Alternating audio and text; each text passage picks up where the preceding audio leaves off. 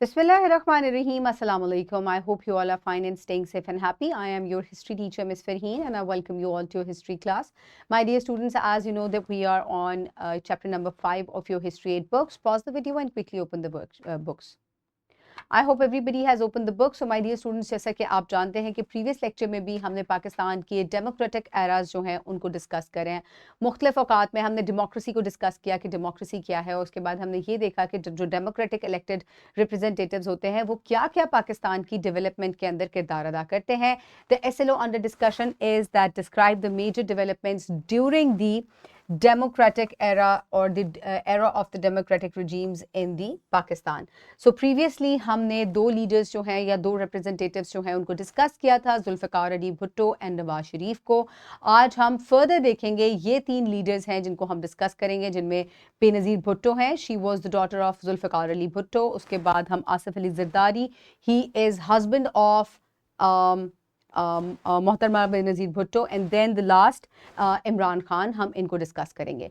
सो ये तीन जो है लीडर्स, ये भी डेमोक्रेटिकली इलेक्टेड रिप्रेजेंटेटिव्स हैं पाकिस्तान के, और इनके दौर में कौन कौन से रिफॉर्म्स या कौन कौन से डेवलपमेंट्स पाकिस्तान में हुई, लेट्स डिस्कस देम.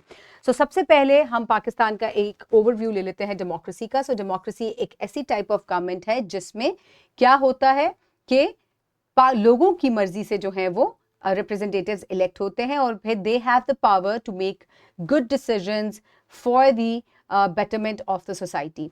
पाकिस्तान में बहुत दफ़ा जो है डेमोक्रेसी जो है वो प्रैक्टिस हुई है, लेकिन ये बहुत थोड़े टाइम के लिए होती है. Mostly it is intervene by the military कू की वजह से ख़त्म हो जाती है डेमोक्रेसी, और उसके बाद डिक्टेटरशिप का आगाज़ हो जाता है. कई दफ़ा ऐसा हुआ, हमने पहले जो कुछ डिक्टेटर्स थे हमने उनको डिस्कस भी किया है इसी चैप्टर में. और लेकिन स्टिल इन चैलेंजेस के बावजूद जो मुख्तलिफ डेमोक्रेटिक एराज हैं उनमें पाकिस्तान के लिए बहुत सी डेवलपमेंट्स हुई हैं. आज हम द की अचीवमेंट्स मोहतरमा बेनज़ीर भुट्टो के दौर में हुई थी, हम उनको डिस्कस करेंगे. So she was elected twice in 1988 and 1993. सो इनके जो दौर है, she was the first prime minister, women prime minister of any Muslim country, और इनकी जो फर्स्ट टर्म थी इन 1988 एंड 1990 तक जो रही थी, थोड़े टाइम के लिए रही. इसमें इन्होंने इकोनॉमिक लिबरलाइजेशन और प्राइवेटाइजेशन के ऊपर काम किया, और इन्होंने अपने फादर के फुट स्टेप्स पे चलते हुए जो मुख्तलिफ नेशनलाइजेशन की जो पॉलिसीज़ हैं उनके ऊपर काम किया. अपने सेकेंड ट्राइमेस्टर में या सेकेंड टर्म में when she came in 1993 and she stayed till 1996, इन्होंने इसमें भी बहुत से सोशल डेवलपमेंट और वुमेन एम्पावरमेंट के ऊपर काम किया. इन्होंने बहुत से जो है ऐसे educational programmes, health care programmes को भी आगाज़ किया, और ख़वातीन के राइट्स के लिए बहुत ज़्यादा काम किया. इन्होंने laws protecting women for democratic violence और डिस्क्रिमिनेशन के ऊपर भी बहुत सारा काम किया. अब इनके जो उसके बाद हम अचीवमेंट्स देख लेते हैं जो आसिफ अली ज़रदारी के दौर में हुई, विच वाज फ्रॉम 2008 टिल 2013. और इसमें जो है वो अमेंडमेंट हुई थी, devolution of the power of the provinces इन्होंने की थी. इसके अलावा नेशनल और फाइनेंस कमीशन NFC जो है उसका आगाज़ हुआ था. He increased the provincial revenue shares and also impact on the financial resources and local developmental projects. उसके बाद आ जाती हैं Imran Khan, whose era was from 2018 till 2022.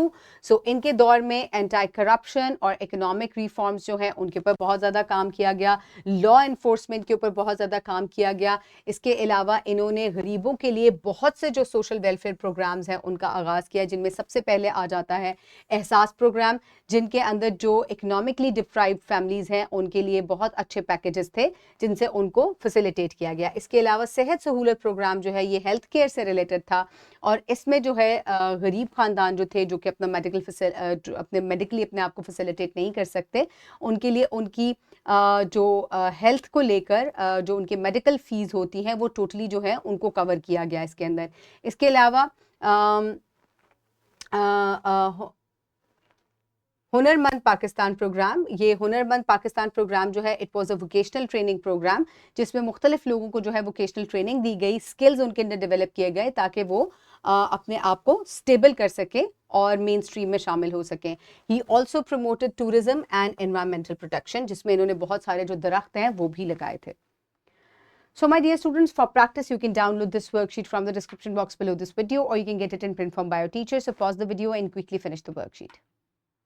I hope everybody has finished the worksheet. So my dear students, for your homework, you will write a short paragraph in which you will write about the leader which you think had the maximum working in Pakistan or had a significant impact on the towards the contribution in the Pakistan. और आप उसको अपना reason भी बताएंगे कि why you have selected this leader, right? So this will be your homework, and my dear students, I hope you have enjoyed today's lesson. Stay safe. Thank you so much, and Allah Hafiz.